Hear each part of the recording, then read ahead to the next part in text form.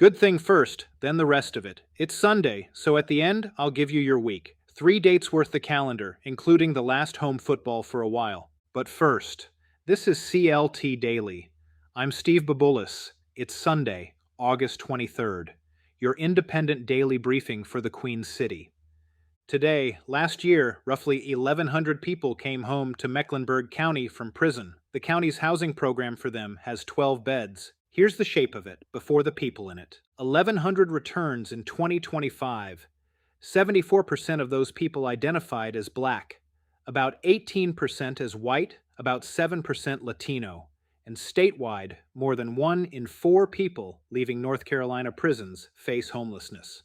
Run that against Mecklenburg. A quarter of 1,100 is roughly 275 people a year in this county needing a bed on the way to a life. Now the two things Charlotte has tried. The first you've heard me talk about, ReConnex, a tech repair shop run by city startup labs that hired people coming home, taught them the trade, and tried to be a real business at the same time.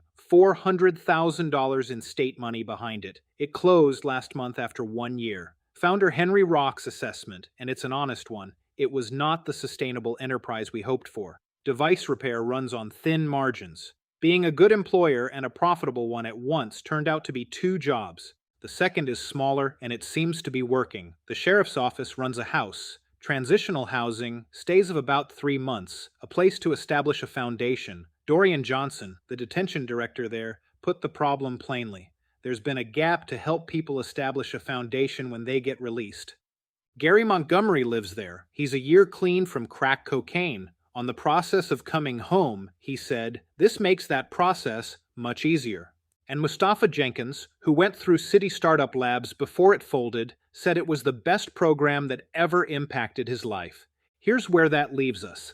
The house has 12 beds, 5 of them are occupied, and I want to be careful with that because I don't know why 7 beds are empty. Could be intake, could be screening, could be that people don't know it exists. The reporting doesn't say, and I won't pretend it's obvious. But somebody should ask. 1,100 people came home last year, and 7 beds sat open. And notice the shape of what Charlotte's built. The program big enough to matter, a storefront, a payroll, $400,000, failed. The program that works fits inside a house. That's not a criticism of the house. It's the opposite. What's working here is working at a scale of 5, in a county with a problem at a scale of 1,100.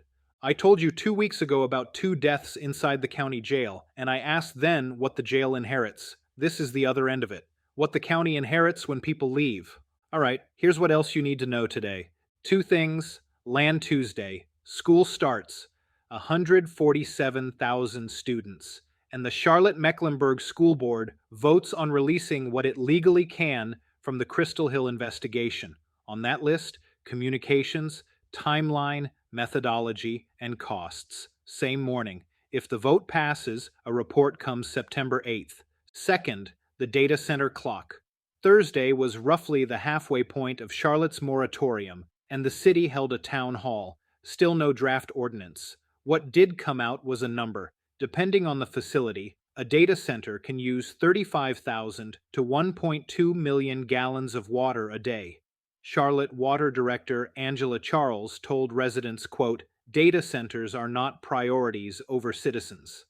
And the clock. 43 days until October 5th, when Charlotte decides on the I-77 toll lanes or repays the state. Still nobody saying how much. Now, as promised, your week. Friday night, the Panthers close out the preseason at home against Houston. 7 o'clock at Bank of America Stadium, the last football in that building until the season starts.